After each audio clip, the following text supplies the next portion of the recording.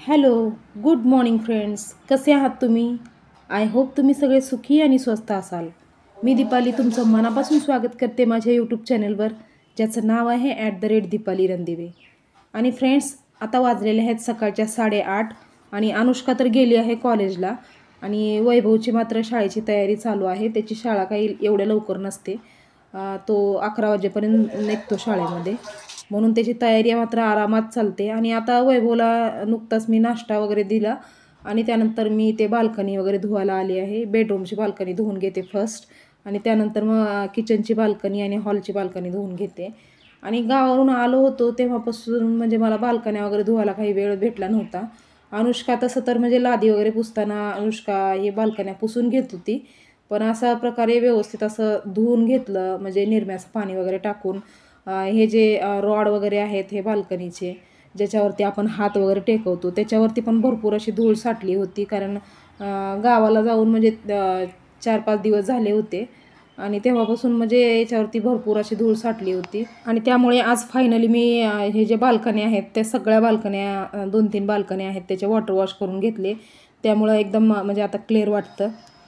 आणि त्यानंतर इथे मी आली आहे बाथरूमच्या बाजूला जो मिरर लावला आहे, मिरर बॉक्स तिथे. तर इथे बघा या आरशावरती किती डागं वगैरे उमटलेली आहेत. आणि अशा टायमामध्ये जर आपल्याकडे न्यूजपेपर वगैरे नसेल किंवा काही इतर क्लिनिंगचं काही साधन नसेल तर त्या टायमाला टेन्शन घ्यायचं नाही. एक काम करायचं, पटकन कोलगेट घ्यायचं. कोलगेट तर आपल्या घरामध्ये सगळ्यांच्या घरामध्ये असतं. ते कुठलंही कोलगेट असू दे, व्हाईट कोलगेट असू दे किंवा रेडवालं कोलगेट असू दे, ते कोलगेट घ्यायचं आणि थोडंसं कोलगेट असं मिररला लावून घ्यायचं. आणि त्यानंतर थोडंसं असं पाणी थोडंसं शिंपडून त्याला असं हातानेच असं हलकं असं स्क्रब करून घ्यायचं. आणि जेव्हा आपण आरशाची अशा प्रकारची क्लिनिंग केली तेव्हा एकदम असा क्लीन असा आरसा निघतो. आणि एकदम सोप्या पद्धतीने, म्हणजे जेव्हा आपण घाई गडबडीमध्ये असतो तेव्हा अशा प्रकारची क्लिनिंग अगदी सोपी पडते आपल्याला. तर अशा पद्धतीने मी जो मिरर बॉक्स आहे तो पूर्ण असा व्यवस्थित असा घासून घेतला. जेवढा काही मिरर होता तेवढा घासून घेतला आणि त्यानंतर याला पाणी टाकून एकदम क्लीन असं धुवून घ्यायचं. आणि हा जो बॉक्स आहे तो प्लास्टिकचा आहे, त्यामुळं मला हा बॉक्स असं धुता येतो, याचा आरसा धुता येतो. बाकी जर ते पुठ्ठ्याचा वगैरे असा आरसा असेल तर त्याला अशा प्रकारे धुता येणार नाही, त्याला पुसण्याशिवाय पर्याय नसतो. तर आता हा प्लास्टिकचा बॉक्स आहे त्यामुळं मी रोजच्या रोज हे जे मिरर आहे हे अशा पद्धतीने धुवून काढते. आणि अशा पद्धतीने जेव्हा आपण कोलगेटने हे मिरर स्क्रब करून धुतो तेव्हा त्याला कुठल्याही प्रकारे न्यूजपेपरने किंवा कुठल्याही कपड्याने पुसायची गरज नाही. असंच धुवून सोडून द्यायचं, हे असंच एकदम क्लीन असं निघतं.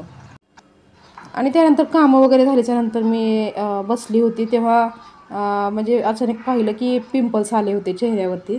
आणि जेव्हा अशा प्रकारचे पिंपल्स वगैरे येतात तेव्हा काही जण काय करतात, ते फोडतात आणि त्यामुळे ते पिंपल्स जास्ती वाढतात. तेव्हा अशा प्रकारे जर फोडी आली तर ते फोडायची नसते. त्याला हे अशा प्रकारचं व्हाईट कोलगेट जे असतं ते थोडंसं असं लावायचं. म्हणजे रात्री झोपताना वगैरे लावलं तरी चालेल किंवा असं दिवसभरामध्ये पण जर वेळ असेल तर 2-3 तासासाठी जिथे फोडी आली आहे तिथे अशा प्रकारे कोलगेट लावायचं आणि बस सोडून द्यायचं. ते उष्णतेची फोडी असू दे किंवा पिंपल्स असू द्या, ते एकदम इझी पद्धतीने हे सगळं निघून जातं. आणि याला फोडलं तर मग हे जास्ती वाढत असतं, त्यामुळे याला फोडायचं कधी नसतं. तर अशा पद्धतीने कोलगेट जर लावलं तर दुसऱ्या दिवशी ती फोडी आपोआप गायब होते. आणि त्यानंतर ह्याच कोलगेटने आपण जर एखाद्या वेळेस आपल्याला स्वयंपाक वगैरे करताना काही चटका वगैरे बसला किंवा काही तेल वगैरे उडालं आणि पोळलं तेव्हा म्हणजे घाबरायची गरज नाही. अशा प्रकारे हे व्हाईटवालं कोलगेट अशा लावून घ्यायचं जिथे पोळलं आहे तिथे. आणि त्यानंतर त्याच्यावरती थोडंसं मीठ टाकायचं. अशा पद्धतीने मीठ टाकायचं आणि त्यानंतर हलकं असं ते जिथे पोळलं आहे तिथे असं थोडंसं असं हलक्या पद्धतीने दाबून घ्यायचं. यामुळे काय होईल की आपल्याला जे व्हाईट कोलगेट आहे त्यामुळे जिथे पोळलं आहे तिथे थंड असं वाटेल, म्हणजे जळजळ होणार नाही. आणि मीठ टाकलं तर मग तिथे फोड वगैरे काही येणार नाही. तर अशा पद्धतीने ह्या घरगुती वस्तूने आपण एमर्जन्सीमध्ये अशा प्रकारे ही घरगुती वस्तू आपण वापरू शकतो. आणि जेव्हा आमची घरातली क्लिनिंगची कामं वगैरे झाली आणि नाश्ता वगैरे सगळं म्हणजे झालं तेव्हा मी आणि वैभव इथे आलो होतो टेरेसवरती.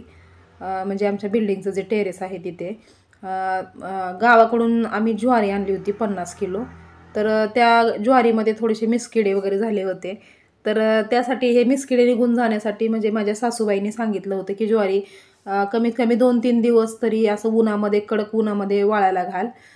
त्यानंतर मिसकिडे सगळे निघून जातील आणि लास्टच्या दिवशी त्याला चाळणीने चाळून वगैरे व्यवस्थित भरून ठेव असं सांगितलं होतं. त्यामुळं आता एवढी मोठी ज्वारी म्हणजे 50 किलो ज्वारी जर बाल्कनीमध्ये घालायला तेवढी जागा नाही. म्हणजे लहान बाल्कनी आहेत, 3 बाल्कनी आहेत पण लहान आहेत. त्यामुळे तेवढी ज्वारी तिथं बसणार नाही. त्यामुळं इथे मी टेरेसवरती ही ज्वारी रोज घेऊन येते आणि इथे सुकायला घालते. रोज दिवसभर असं कडक उन्हामध्ये ही ज्वारी सुकून जाते आणि जवळजवळ मिसकिडे संपलेलेच आहेत. थोडेफार असतील कुठे एखादं दुसरं. तर ते पण आज मी चाळून काढणार आहे आणि आज लास्ट दिवस आहे. त्यामुळं हे सगळी ज्वारी जी आहे ती संध्याकाळी मला ही चाळूनच डब्यामध्ये भरावी लागेल. आणि फ्रेंड्स इथे बघा वैभवचं काय काम चाललं आहे ते. म्हणजे ज्वारी जी आहे ती सुकायला घालत नाही. तो ज्वारीसोबत खेळत बसलेला होता. आणि फ्रेंड्स आज फर्स्ट टाईम मी तुम्हाला आमचं टेरेस कसं दिसतं आणि त्याच्या अवतीभोवतीचा परिसर जो आहे तो कसा दिसतो हे दाखवणार आहे. आणि एनी टाईम म्हणजे कसं ह्या टेरेसला लॉक वगैरे लावलेलं असतं. म्हणजे जेवढ्या पण विंग आहेत आमच्या सोसायटीमध्ये तेवढ्या सगळ्या टेरेसला लॉक लावलेलं असतं. आणि ते लॉक पण सेफ्टीसाठीच लावलेलं आहे, चांगल्यासाठीच लावलेलं आहे. कारण की जर टेरेस जर ओपन असेल तर इथे मुलं वगैरे येऊ शकतात खेळायला. आणि लहान मुलं असो किंवा मोठी मुलं असो कोणीही आलं आणि जर समजा चुकीने खेळता खेळता जर पडलं तर किती मोठा अपघात होऊ शकतो. त्यामुळं असा अपघात वगैरे टाळण्यासाठी या टेरेसला नेहमी लॉक असतं. आणि जेव्हा कधी आपल्याला अशा प्रकारचं काही काम असतं टेरेसचं तेव्हा आपण चावी घेऊन आपल्या जबाबदारीने हे टेरेस ओपन करू शकतो. आणि आपल्या जबाबदारीनेच व्यवस्थित असं लॉक करून जेव्हा आपलं काम पूर्ण होईल तेव्हा त्याची चावी नेऊन बिल्डरच्या ऑफिसमध्ये जमा करायची असते. आणि असा रूलच आहे इथे आणि तो रूल एक प्रकारे चांगलाच रूल आहे. आणि हे पहा ज्वारी व्यवस्थित असं वाळत घातली आहे आणि त्यानंतर आम्ही टेरेस जो आहे तो व्यवस्थित लॉक वगैरे केला आणि जबाबदारीने निघालो आहोत आता आमच्या घरी. तर फ्रेंड्स आता पुढे मी तुम्हाला टेरेसचा पूर्ण व्हिडिओ दाखवणार आहे. पण तो व्हिडिओ आज काढला नव्हता, तो व्हिडिओ काल काढला होता. काल जेव्हा आम्ही संध्याकाळी ज्वारी एकत्र करायला आलो होतो तेव्हा तो व्हिडिओ काढला होता. तो आता मी तुमच्यासोबत शेअर करणार आहे. आणि ते 4थ्या माळ्यावरती जवळजवळ सगळी घरं लॉकच आहेत, एकही कोणीही आलं नाही. तर हे बघा हा व्हिडिओ आहे कालचा. तर संध्याकाळच्या 6:30 वाजलेले आहेत त्यामुळं थोडासा अंधार पडलेला आहे इथे. आणि हे बघा बाजूच्या जे विंग आहेत त्या इथं दिसत आहेत अशा. वैभव बेडशीट वगैरे घडी करत होता, जे सुकायला ज्याच्यावरती घातलं होतं ते बेडशीट घडी करत होता. त्यानंतर इथे बघा आता हा आहे फ्रंट लुक.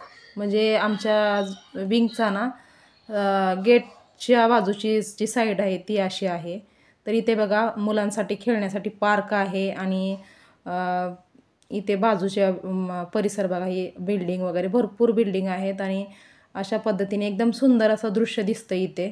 तर हे बघा इथे गार्डनमध्ये मुलं खेळत आहेत आणि बाजूला म्हणजे माणसांसाठी बसण्यासाठी इथे बेंच वगैरे ठेवलेले आहेत.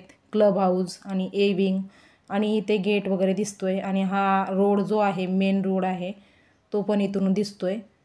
तर हे जे दृश्य आहे हे आमच्या बाल्कनीतून वगैरे दिसत नाही कारण की झाडं वगैरे आहेत भोवताली, त्यामुळं एकदम क्लिअर वगैरे दिसत नाही. आणि इथून टेरेसवरतून मात्र एकदम छान असं दिसत होतं. तर आता इथे वैभवची सगळी तयारी झाली आहे आणि आता आम्ही निघालो आहोत घरी.